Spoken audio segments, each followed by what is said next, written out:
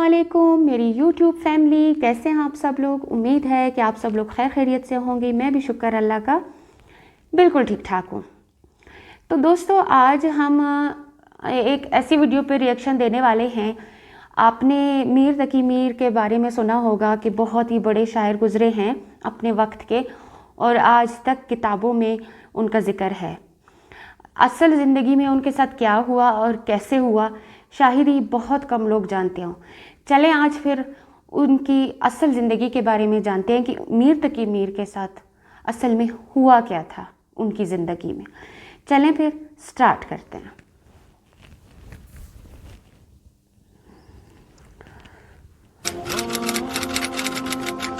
रेख्ता के तुम्ही उस्ताद नहीं हो गालिब, कहते हैं अगले जमाने में कोई मीर भी था।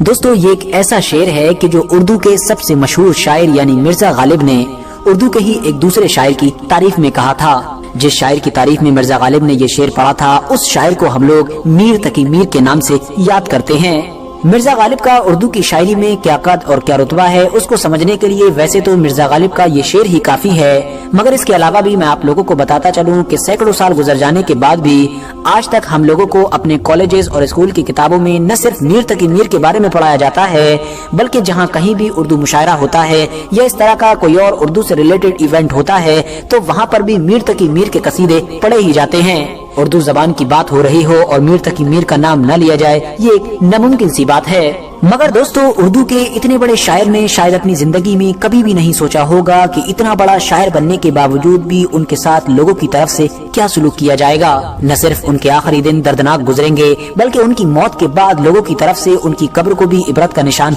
बना दिया जाएगा। RH नेटवर्क के नॉलेजेबल फ्रेंड्स, आज के दौर में लखनऊ शहर हमारे देश के आबादी के हिसाब से सबसे बड़े राज्य यानी उत्तर प्रदेश की राजधानी बन चुका है। इसके अलावा ऐतिहासिक तौर पर भी इसको न सिर्फ उर्दू जबान का बल्कि तहजीब का भी गढ़ माना जाता है।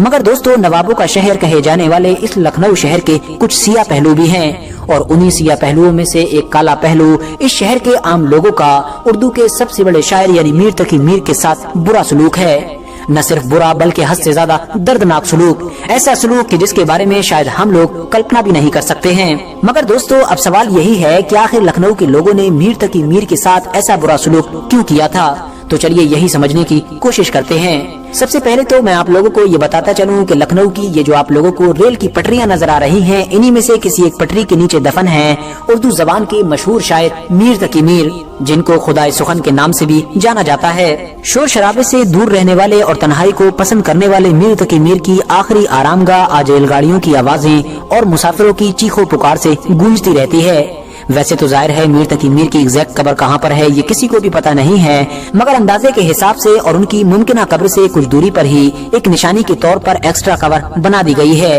ताकि वहाँ पर आकर लोग जियारत कर सकें और ये समझ सकें कि शायद यही मीर तकी मीर की कब्र है। इसको निशाने मीर के नाम से भी जाना जाता है। लेकिन दोस्तों, बाद में निशानी के तौर पर बनाई गई इस एक्स्ट्रा कब्र का हाल भी बहुत बुरा हो चुका है, क्योंकि आसपास के लोग न सिर्फ अपने घर का कूड़ा करकट यहाँ पर फेंकने आते हैं, बल्कि कुछ लोगों ने बेवजह यहाँ पर कब्जा भी कर रखा है। दोस्तों, मीर तकी मीर की पैदाइश सन 1723 में आगरा शहर में हुई थी, वही आगरा शहर के जो आज के दौर में उत्तर प्रदेश में पड़ता है। मीर तकी मीर का असली नाम मीर मोहम्मद तकी हुआ करता था। ये अपने दौर के सबसे अलग और सबसे बड़े उर्दू के शायर माने जाते थे। 9 साल के ही थे कि इनके वालिद का इंतकाल हो गया था, और तब से ही इनकी जिंदगी में मुसीबतों के बड़े बड़े पहाड़ों ने जन्म ले लिया था। वालिद यानी फादर की मौत के बाद ही इनके एक सौतेले भाई ने इनको जायदाद से बेदखल करके घर से निकाल दिया, जिसके बाद ये अपने एक ऐसे खालू के घर पर रहने लगे कि जो दिल्ली में रहा करते थे। मीर तकी मीर का दौर फितनों का दौर माना जाता है, क्योंकि यही वो दौर था कि जब मुगल सल्तनत के छठे और आखिरी ताकतवर बादशाह यानी औरंगजेब आलमगीर की वफात के बाद मुगल सल्तनत टूटकर कमजोर होना शुरू हो चुकी थी, और हर जगह पर जंगे ही जंगे नजर आ रही थी, क्योंकि मुगल सल्तनत के टूटने की वजह से हर कोई यही चाहता था कि वो ज्यादा से ज्यादा इलाके पर कब्जा कर ले। इन्हीं के दौर में ही नादिर शाह ने दिल्ली पर अटैक किया था। दिल्ली में बेइंतहा खून खराबा करके वो हद से ज्यादा माल दौलत लूट कर अपने साथ ले गया था। हर तरफ अफरा तफरी के माहौल ने, बेइंतहा जंगों ने और मालो दौलत के लुट जाने की वजह से अब नतीजा ये हुआ था कि उस दौर के दिल्ली में गरीबी ने धीरे धीरे आम लोगों को बुरी तरह से जकड़ना शुरू कर दिया था। दूसरे आम लोगों की तरह इस चीज का असर सीधे तौर पर मीर तकी मीर पर भी हुआ था। गरीबी, तंगी और मोहब्बत में नाकामी ने मीर तकी मीर के मिजाज में भी हद से ज्यादा कड़वाहट और तेजी पैदा कर दी थी और ये चीज उनकी शायरी में भी साफ तौर पर नजर आती है। दिल्ली में हद से ज्यादा मुश्किलों का सामना करने की वजह से अब खुशहाली ढूंढने के लिए मीर तकी मीर ने दिल्ली से लखनऊ की तरफ जाने का फैसला किया। लखनऊ पहुंचते ही मीर तकी मीर की शायरी की धूम मच गई। यहाँ तक कि नवाब आसिफुद्दौला को भी मीर की शायरी इतनी ज्यादा पसंद आई कि उन्होंने खुश होकर हर महीने 300 रुपए वजीफे के तौर पर देने का फैसला किया, यानी 300 रुपए महीना वजीफे के तौर पर फिक्स कर दिए। और अब इस तरह से मीर की जिंदगी धीरे धीरे खुशहाली के साथ गुजरने लगी। मगर अपने मिजाज की वजह से मीर तकी मीर आसिफुद्दौला के दरबार में भी ज्यादा लंबे वक्त तक नहीं टिक सके और नवाब आसिफुद्दौला से नाराज होकर जल्द ही उनके दरबार से अलग हो गए।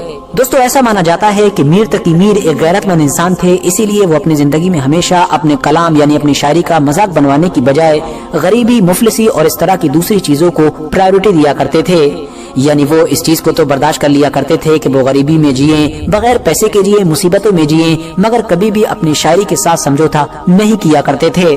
मीर तकी मीर को खुदा ने एक बेटी से भी नवाजा था, मगर मीर तकी मीर गरीबी की वजह से हमेशा इसी परेशानी में रहा करते थे कि आखिर वो अपनी बेटी के लिए दहेज का इंतजाम कहाँ से करेंगे। लिहाजा जब शादी का वक्त आया तो मीर तकी मीर ने अपनी जिंदगी की पूरी जमा पूंजी उसी में लगा दी। इसके अलावा इधर उधर से कर्ज भी लिया और आखिरकार अपनी बेटी के लिए भरपूर दहेज का इंतजाम किया। शादी की शाम में जब बेटी की डोली गई तो उसके पीछे पीछे वो बैलगाड़ी भी गई कि जिसमें दहेज का सामान के साथ साथ बहुत सारे तोहफे भी लदे हुए थे। मगर मीर तकी मीर की बेटी अपने बाप की गरीबी और कर्जों से अच्छी तरह से वाकिफ थी, इसीलिए वो इस परेशानी को बर्दाश्त न कर सकी। रास्ता भर अपनी डोली में रोती रही और आखिरकार ससुराल पहुंचने से पहले ही उसने इस दुनिया को अलविदा कह दिया। जवान बेटी की मौत के गम को मीर तकी मीर बर्दाश्त न कर सके। अपनी शायरी के दम पर पूरी उर्दू दुनिया में रहने वाले लोगों की जिंदगियों में रंग लाने वाले खुद मीर तकी मीर की जिंदगी से अब रंग उड़ चुके थे। इतिहासकारों की माने तो नवाब आसिफुद्दौला के दौर तक मीर तकी मीर को लखनऊ शहर बहुत ज्यादा पसंद था। वो न सिर्फ नवाब आसिफुद्दौला की बल्कि लखनऊ शहर की तारीफें भी किया करते थे और ये चीजें उनके कलाम में भी साफ तौर पर नजर आती हैं। मगर नवाब आसिफुद्दौला के जाते ही मीर तकी मीर को न जाने क्यों लखनऊ से धीरे धीरे नफरत होने लगी थी और ये चीज आप लोगों को उनकी शायरी में भी नजर आएगी। लखनऊ से मीर तकी मीर की नफरत की सबसे बड़ी वजह वहाँ के बड़े बड़े नवाबों और जागीरदारों की तरफ से मीर तकी मीर की कीमती शायरी यानी कलाम को तवज्जो न देना बताई जाती है। इसके अलावा गरीबी, तंगी और जवान बेटी की मौत के गम ने मीर तकी मीर को इतना ज्यादा सख्त मिजाज बना दिया था कि वो बात बात पर अपने मुकाबले वाले से बहस करने लगते थे। आखिरकार इसी हालत में ही 1810 के करीब में यानी 87 साल की उम्र में मीर तकी मीर की वफात हो गई थी। मगर दोस्तों, मीर तकी मीर अपनी जिंदगी में लखनऊ के बारे में जो सोचा करते थे, लखनऊ वालों ने वो उनको सच साबित करके भी दिखाया, क्योंकि मीर तकी मीर के साथ मौत के बाद भी वो रवैया अपनाया गया जो शायद किसी आम इंसान के साथ भी नहीं अपनाया जाता है। क्योंकि कुछ वक्त के बाद ही जहां मीर तकी मीर को दफन किया गया था यानी उनकी कब्र थी, वहां पर अंग्रेजों की तरफ से रेल की पटरियां बिछा दी गई और बाद में जब निशानी के तौर पर एक और एक्स्ट्रा कब्र बनाई गई उससे थोड़ी सी दूर पर, तो उस कब्र को भी आज के दौर में आसपास के लोगों की तरफ से एक कूड़ा फेंकने की जगह के तौर पर ही इस्तेमाल किया जा रहा है। जी दोस्तों, तो सुना आप लोगों ने, वाकई में बहुत ही दुख हुआ मुझे पर्सनली कि इतने अजीम शायर के साथ आखिरी दिनों में और उनकी ज़िंदगी में किस तरह के तल्ख मौके आए। आपका इस बारे में क्या ख्याल है? अपनी कीमती राय से मुझे ज़रूर आगाह कीजिएगा और मेरे चैनल को प्लीज़ सब्सक्राइब कीजिएगा। दुआओं में याद रखिएगा, अपना ख्याल रखिएगा। अल्लाह हाफिज़।